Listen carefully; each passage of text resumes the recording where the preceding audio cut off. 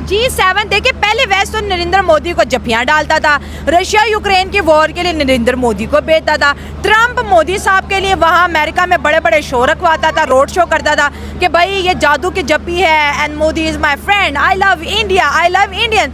ये ट्रम्प का सारा खेल है, ये बेशक ट्रम्प खिलवाड़ किया उसने इंडिया के साथ। 100% आई नो, मगर मैं समझता था कि ट्रम्प वापस आ गए तो लगता है ये ठीक पर्सन है, लेकिन नहीं, ये आउट ऑफ सिलेबस क्वेश्चन है। नहीं, सबसे पहली बात है कि एक बात बता दूं, इस पूरी दुनिया में कोई बंदा कमजोर के साथ होता है? नहीं, ठीक है, उसको पता है ये अंदर से इसकी हवा भरी है, इंडिया में मोदी की हवा है, इसके अंदर कुछ नहीं है, ये he is not strong man, you know. अगर पाकिस्तान को अल्लाह के फजल करने से पूरी दुनिया में पाकिस्तान की फौज नंबर 1 फौज है। G7 ने इंडिया को नहीं बुलाया तो G7 ने पाकिस्तान को भी तो नहीं बुलाया ना। वो देख पॉलिटिक्स है ना, वो ये बुलाएगा, टाइम आएगा इंशाल्लाह, टाइम विल कम कि ऐसा होगा कि अल्लाह के फजल कर पाकिस्तान नंबर 1 होगा, क्योंकि पाकिस्तान की फौज जो है ना ये नंबर 1 है पूरी दुनिया में। और इसके साथ सबसे बड़ी है जो अल्लाह ताला ने हमें जनरल दिया है, जनरल असम्बली जो है, ये छोटी पावर नहीं अल्लाह फौज से निकल आए बाहर, जियो पॉलिटिक्स में आज छोड़ दे जंग को, क्या हुआ है? मेरी ऑडियंस को रट चुका है जंग में क्या हुआ। थोड़ा सा आज के टॉपिक को जरा मजेदार बनाए। देखिए, हम बात करें G7 मुल्क की, एक तरफ अमेरिका ने इंडिया को इम्पोर्टेंस नहीं दी तो दूसरी तरफ कनाडा ने नरेंद्र मोदी को नहीं बुलाया। हालांकि देखा जाए यही वेस्ट बोलता था कि इंडिया हमारा डेमोक्रेटिक पार्टनर है। जमहूरियत आजकल आपको पता है ना, जिस मुल्क के अंदर जमहूरियत होती है, डेमोक्रेसी होती है, उसको सब प्रेस करते हैं। अब इंडिया के अंदर डेमोक्रेसी तो है ही है, लेकिन G7 की पार्टनरशिप नहीं है। इसलिए पार्टनरशिप नहीं है कि आप जो समझते हैं डेमोक्रेसी इंडिया में है वो आप लोगों को खाम ख्याली है। जाके वहाँ पे देखिए क्या कुछ हो रहा है। वहाँ पे डेमोक्रेसी में ये नहीं होता कि माइनॉरिटीज़ को हिट किया जाए, लोगों को जो हाल हो रहा है ऐसे कभी नहीं होता डेमोक्रेसी में। ठीक है, दूसरे नंबर पे जो सबसे बड़ी बात है कि अगर G7 इसको मेंबर बनाना इसलिए नहीं चाहता, कोई भी मुल्क ये नहीं चाहता कि ये छोटा छोड़ के हमारे मुकाबले पे आए, कल को हमारे पे हिट करिए, हमें तंग करे। ये नहीं लगता कि इंडिया जो कि हर चीज़ उसकी हिट जा रही थी, जियो पॉलिटिकल इम्पोर्टेंस बढ़ रही थी, इकोनॉमी अच्छी थी, अमेरिका के साथ टाइज अच्छे थे, दुनिया उनको सुनती थी, अब आपको नहीं लगता कि किसी ने साजिश करके इंडिया को जीरो पे ले आया? देख, ये साजिश मैंने पहले कह दिया, आप दोस्तों में देख लें। फॉर एग्जाम्पल, एक बंदा ऊपर जा रहा है, उसके लेग पुलिंग के लिए बंदे होते हैं, इसी तरीके कौन बंदा चाहेगा कि इंडिया आगे चले जाए? एशिया में से कोई मुल्क उठ के यूरोप और वेस्ट के सामने नहीं, कोई भी नहीं जाएगा। तो फिर इंडिया इस ट्रैप में कैसे फंस गया? वो तो अपनी इकोनॉमी पे फोकस कर रहा था, हर बैठक में इंडिया जाता उसने था। सोचा था ट्रम्प मेरा यार है, मगर ट्रम्प किसी का भी यार नहीं है। नहीं, मेरे ख्याल में ट्रम्प अच्छा बंदा है। अच्छा, ट्रम्प ने चूँकि मोदी चाहता था मुझे अहमियत दे, वहाँ सबसे पहले ये उसको मुबारक देने गया था। बुलाया गया था ट्रम्प की तरफ? नहीं, बुलाया नहीं किसी ने। बुलाया था?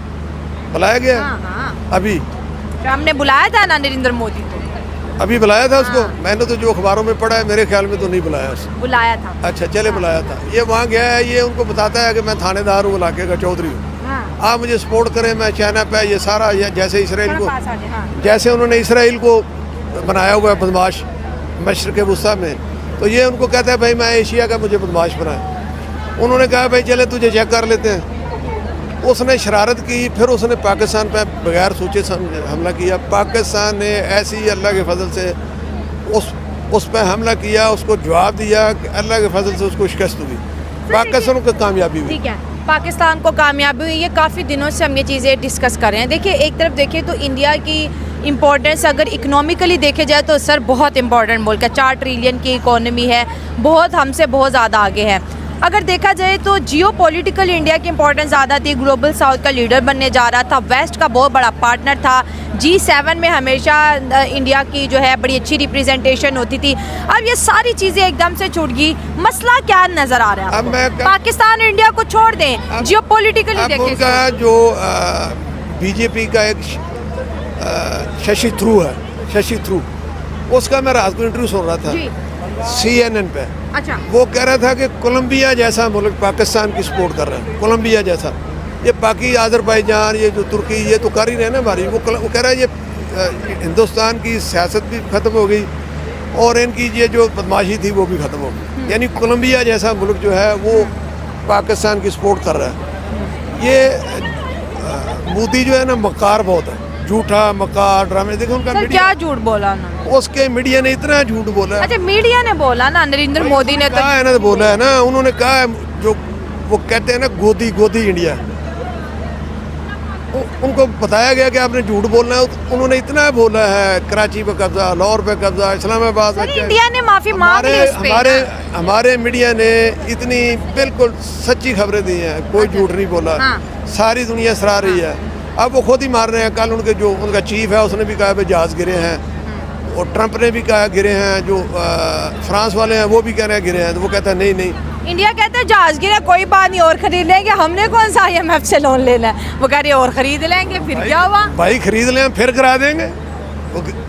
मसला तो खरीदने का है ना सारा। मसला खरीदने का है तो वो खरीदेगा तो हम करा देंगे।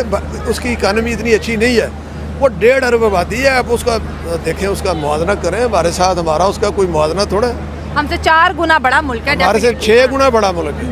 हम 25 करोड़ है, वो 1.5 अरब है, हमारे से 5-6 गुना बड़ा है। उसकी ये वो इकानमी जो इतनी बेहतर नहीं है।